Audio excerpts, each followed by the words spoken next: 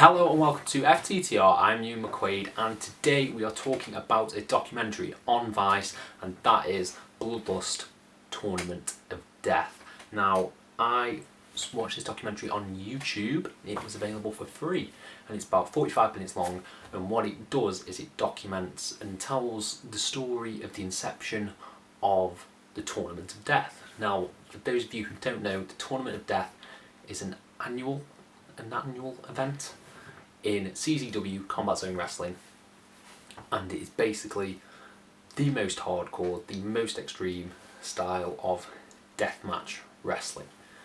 And was this documentary worth a watch? Does it sort of promote or does it take away from deathmatch wrestling? And really, this is what the documentary does so well, is it rides the line of, it shows you why people want to participate in this type of wrestling and why, it's illegal in some states.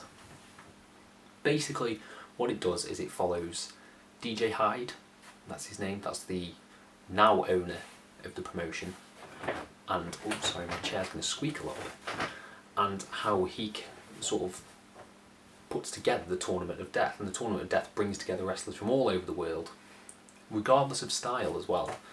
And that is a really interesting point that is touched upon in the documentary a lot, is that one of the wrestlers in the tournament is known for technical wrestling, and how he adapts to the hardcore style and how the fans sort of bring him on board is really interesting. Really shows the niche that is deathmatch wrestling and the type of fans that it attracts. It's, to be honest, it's a really interesting watch, this.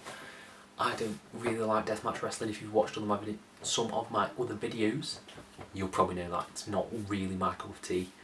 But because of the John Moxley, Kenny Omega Exploding Barbed Wire deathmatch, I was like, I'm going to research a little bit more into deathmatch wrestling. And this was one of the documentaries that I chose, and I'm comparing it with The Trade, which I recently reviewed. Now, The Trade was one of the most gruesome experiences that I've ever seen. I'm not going to get the image of, the hedge trimmer to the belly out of my head for a long time.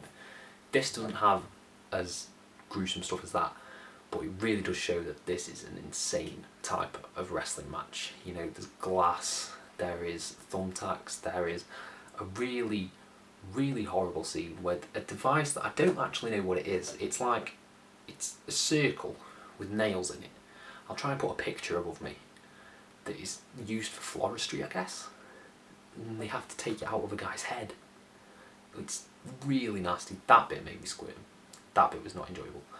However, the way it presents CZW as sort of this, almost Fight Club approach where they want to be accepted and get these deals with, mainstream companies and get the promotion and become bigger.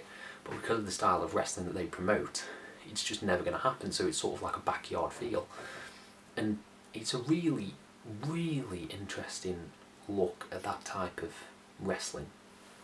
How the matches are put together, how the spots are devised, how, battered they get.